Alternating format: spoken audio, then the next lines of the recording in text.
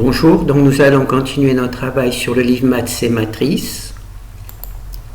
C'est un wikibook. Alors on va travailler sur l'adjoint. Alors le déterminant. Alors parmi les fonctions intermédiaires, il y a le mineur et la matrice des mineurs, le cofacteur et la matrice des cofacteurs, et l'adjoint, c'est juste la transposée de la matrice des cofacteurs. Si vous voulez voir, il y a une vidéo sur les fonctions intermédiaires. Donc nous, on va juste travailler sur l'adjoint. Alors on va en premier présenter l'adjoint. Alors on va commencer par le premier exemple.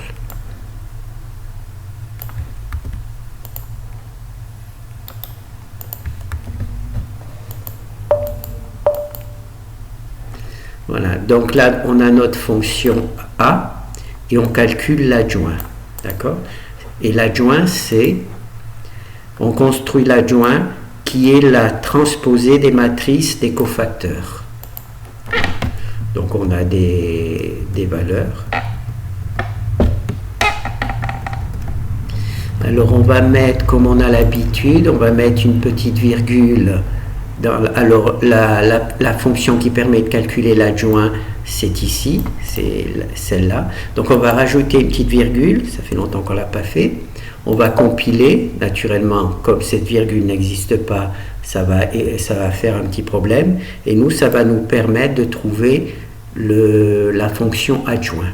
Et vous voyez, l'adjoint, c'est la matrice des cofacteurs dont on prend la transposée. Oui.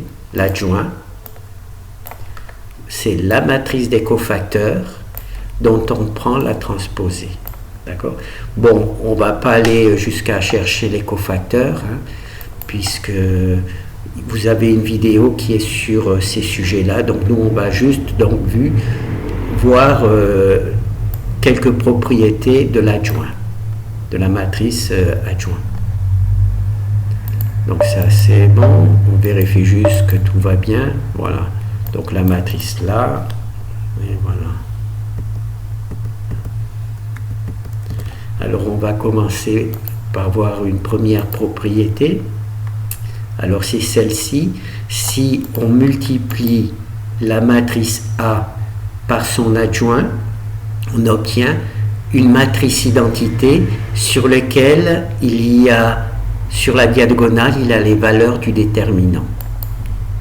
Donc on va voir ça.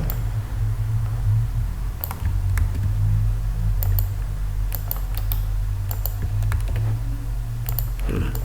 On va prendre notre matrice A, on va calculer la matrice adjointe de A, et quand on va les multiplier tous les deux ensemble, on va obtenir la matrice identité avec les déterminants sur la diagonale. Donc on va voir ça. Alors on a notre matrice A, on a l'adjoint de la matrice A, et quand on multiplie A par l'adjoint de A, on obtient le déterminant sur la diagonale. Voilà, on obtient une matrice identité et sur lequel il y a le déterminant sur la diagonale. Et ici, j'ai calculé le déterminant. Donc, on va voir plusieurs exemples. Matrice A, adjoint. On multiplie A par l'adjoint. On obtient la matrice identité avec le déterminant sur la diagonale. Matrice A, adjoint de A. A multiplié par l'adjoint de A. On obtient la matrice identité avec le déterminant sur la diagonale. Alors, ici on a notre fonction, ici on a notre matrice A, qui est une matrice aléatoire, avec ça. Ici on calcule l'adjoint de A, voilà. Donc on obtient ça. Et ici on multiplie A par son adjoint, d'accord? Et on obtient cette matrice-là. Alors ici on imprime A, ici on imprime l'adjoint. Et ici, on calcule le déterminant de A, d'accord, et on imprime ici la matrice de A multipliée par l'adjoint de A, d'accord. Donc là, il y a bien le déterminant qui est imprimé ici. Voilà, le déterminant qui est imprimé ici. Et on voit que quand on multiplie A par son adjoint, on obtient une matrice identité donc, qui a le déterminant sur la diagonale. Voilà, c'est une propriété de l'adjoint. Alors, dans tous ces exemples, j'ai choisi, parce que c'était possible, de faire tous les calculs dans l'initialisation, hein, choisir une matrice aléatoire, calculer l'adjoint, multiplier A par l'adjoint. Donc, tous les calculs sont faits dans la truc. Et dans la partie principale du programme, c'est juste de l'affichage. Quand c'est possible, de temps en temps, je fais ça. Alors maintenant, on va calculer le déterminant de l'adjoint et on va se rendre compte que le déterminant si on prend le déterminant de A qu'on met à la puissance R moins 1, hein, R c'est le nombre de lignes de la matrice, R moins 1, on va obtenir les mêmes valeurs. Donc on va récupérer.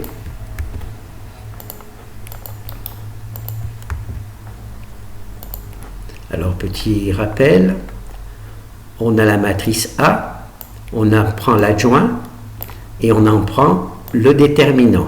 D'accord? Eh bien, on peut obtenir le même résultat en calculant directement le déterminant mis à la puissance R-1, où R est le nombre de lignes de la matrice. Donc, on va voir ça. Alors là, c'est notre matrice A, là c'est de l'adjoint, et là on calcule le déterminant de la matrice A, on calcule l'adjoint de la matrice A, puis son déterminant, on obtient 10, et quand on calcule le déterminant de A à la puissance, ici 2, puisqu'il y a 2 lignes, on obtient 10 aussi. Voilà. Et là, on se rend compte qu'un déterminant, c'est des valeurs énormes. Hein. C'est des valeurs énormes. Là, les deux valeurs là, sont égales et ensuite, les valeurs derrière, c'est malheureusement des erreurs d'approximation. D'accord ? Mais on peut voir qu'il y a même une bonne dizaine de chiffres. 1, 2, 3, 4, 5, 6, 7, 8, 9, 10, 11, 12, 13, 14. Il y a quand même plus de 10 chiffres significatifs identiques. Par contre, c'est vrai, après, au bout d'un moment, il y a des erreurs d'arrondi. Voilà. Donc, on a notre matrice A, on a son adjoint, on prend le déterminant de l'adjoint, donc on obtient cette valeur-là, mais on peut aussi calculer le déterminant de A qu'on met à la puissance R-1, le nombre de lignes divisé par moins le nombre de lignes moins 1. Alors on a A, on en prend l'adjoint, on prend l'adjoint de A, qu'on l'on met dans cette matrice. Là on affiche A, là on affiche l'adjoint.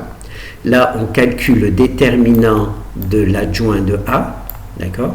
Et là on calcule le déterminant de A que l'on met à la puissance R-1, nombre de lignes moins 1, d'accord? Voilà. On prend l'adjoint de A, on en calcule le déterminant, on prend l'adjoint de A qui a été calculé ici, hein. Je vous ai dit que je faisais les calculs au moment de l'initialisation. On en calcule le déterminant, d'accord? Et là, on prend le déterminant de A, on le met à la puissance R-1, où R est le nombre de lignes. Donc ça fait, là il y a combien de lignes? 3 et 2, 5, donc 4. Voilà, et on obtient bien les mêmes valeurs.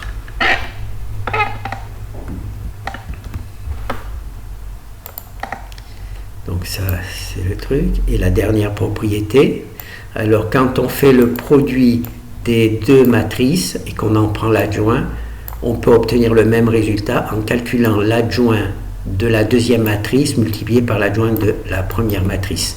Attention, hein, c'est le même principe que pour les fonctions inverses. Hein. La multiplication de quand on prend l'inverse de la multiplication de deux matrices, c'est l'inverse de B multiplié par l'inverse de A. D'accord? Et là, pour l'adjointe, c'est la même chose. Et naturellement, comme on travaille avec des matrices, la position de chaque matrice dans la multiplication est importante.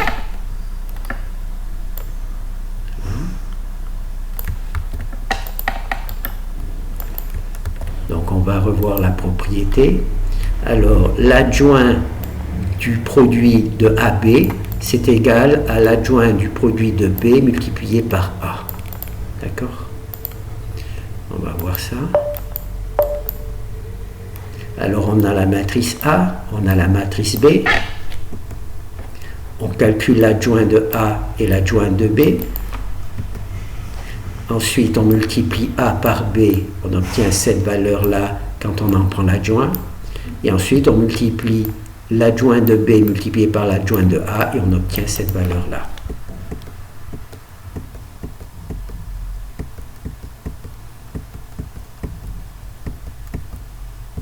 Voilà. Donc, l'adjoint de A, là, on va échanger les... On va faire BA. Donc là, c'est... la multiplication, où elle est? Là, on multiplie... Non. Pardon. Où c'est qu'on est? A. Là, on multiplie B par A. Hein. On multiplie B par A. On va mettre A par B. Et naturellement, là, ça ne va pas marcher. Enfin, il faut quand même essayer. Hein. Voyez, là, on n'a plus du tout les mêmes valeurs parce que j'ai mis A par B au lieu de B par A. Donc maintenant, je corrige. Voilà. Là, on a la matrice A et B. On prend l'adjoint de A, l'adjoint de B.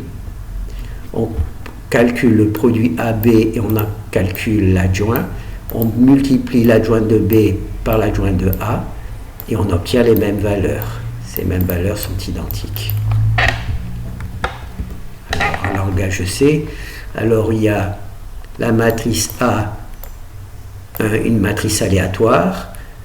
On calcule ici l'adjoint de la matrice A. B, c'est une matrice aléatoire. C'est ici qu'on choisit les valeurs, hein, entre moins 9 et 9. On calcule l'adjoint de B. Ici, on a AB. On multiplie A par B.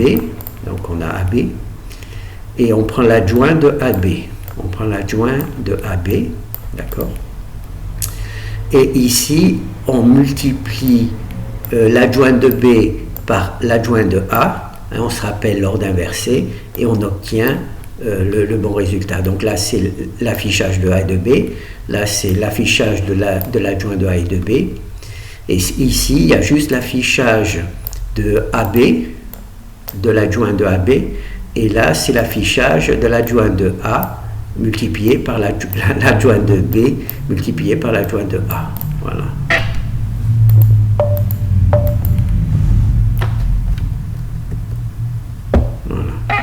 Donc, c'est des propriétés, hein, de fonctions que l'on a appris à construire. Donc là, j'ai profité pour les présenter. Voilà. Alors, comme je vous rappelle, hein, dans les fonctions intermédiaires, vous avez le mineur, la matrice des mineurs, le cofacteur, la matrice des cofacteurs, et l'adjoint, qui est la transposée de la matrice des cofacteurs. On va le revoir. Donc là, on a la fonction adjoint. on rajoute une petite virgule qui ne sert à rien, mais quand on va compiler, ça va nous permettre de retrouver facilement notre fonction. Et là, l'adjoint, c'est bien la matrice des cofacteurs dont on prend la transposée. La matrice des cofacteurs dont on prend la transposée pour obtenir l'adjoint. Voilà. Donc là, je vais retirer la virgule, je vais recompiler, donc tout fonctionne. Voilà. Et là, on voit que le produit AB de l'adjoint, c'est égal au produit de l'adjoint de B multiplié par l'adjoint de A. Et naturellement, si on ne fait pas ça dans cet ordre-là, le résultat ne sera pas correct. Voilà, donc là, on a vu dans la partie déterminant l'adjoint. Voilà. 4 propriétés de l'adjoint, dont 3 propriétés de l'adjoint. Merci.